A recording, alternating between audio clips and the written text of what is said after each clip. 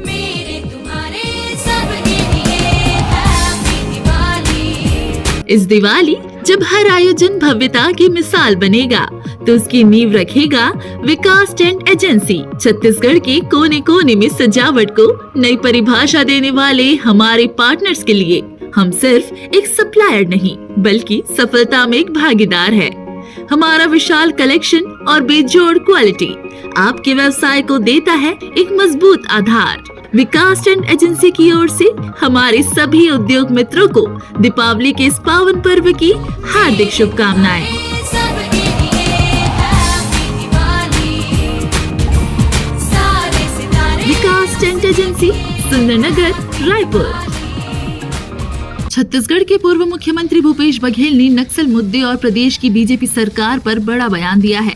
रायपुर में पत्रकारों से चर्चा करते हुए भूपेश बघेल ने कहा कि फिलहाल नक्सलियों के बारे में कोई आकलन करना ठीक नहीं है। उन्होंने माना कि नक्सली अभी बैकफुट पर हैं, लेकिन उनकी आगे की रणनीति क्या होगी ये कहा नहीं जा सकता।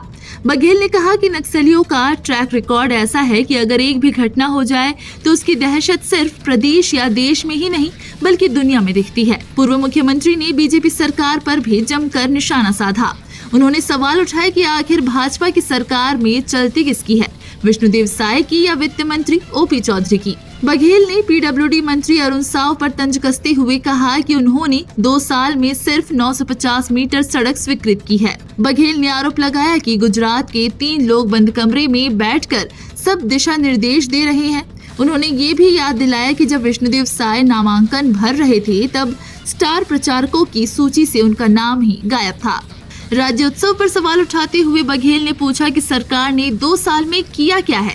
उन्होंने आरोप लगाया कि सरकार ने बिजली के दाम बढ़ा दिए, राशन कार्ड से सदस्यों के नाम काटे जा रहे हैं और स्वामी आत्मानंद स्कूलों को कमजोर किया जा रहा है ताकि बच्चे प्राइवेट स्कूल जाने को मजबूर हों।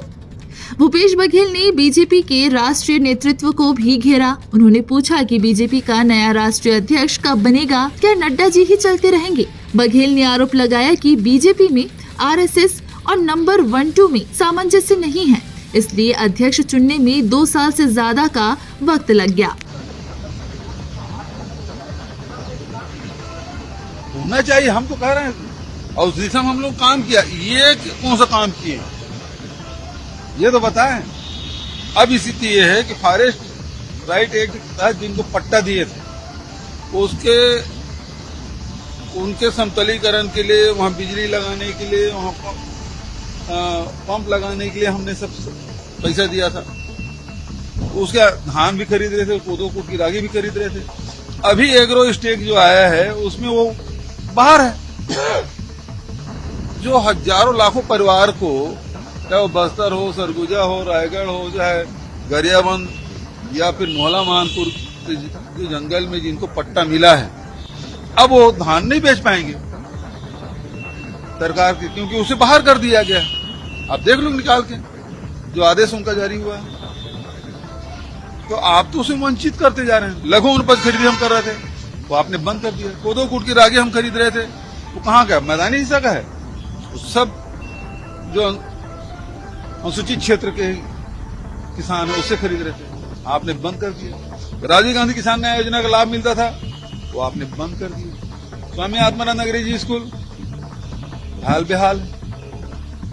तो सारी स्थिति जो गौठान है वो बंद कर दिए, रीपा आपने बंद कर दिया। तो आपकी नीति क्या है? हमने हमारी नीतियों के कारण से वो कमजोर हो गए थे, है ना। अब वो अपना पीठ थपथपा रहे हैं। विष्णु जी, आपसे तो बिजली विभाग नहीं संभल रहा है, आपसे रेत का खदान नहीं संभल रहा है, आपसे स्कूल नहीं संभला तो आपने दूसरे को दे दिया। अब करीब नकली होलोग्राम और नकली शराब यहाँ बिक रहा है, गांव-गांव में बिक रहा है। कर क्या रहे हैं आप? कुछ नहीं, बस यार। Bureau report, Raipur.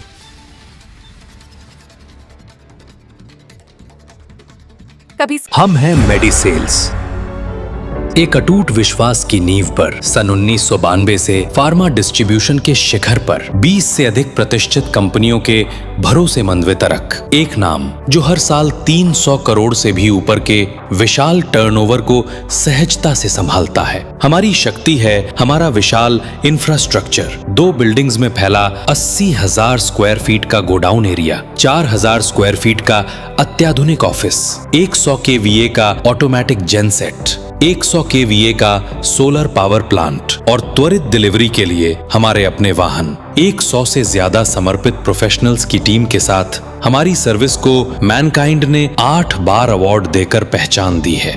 वर्षों से मिले अनगिनत मेडल्स और अवार्ड्स हमारी उत्कृष्टता की कहानी कहते हैं। विशालता और विश्वास का प्रतीक हम हैं मेडिसेल्स।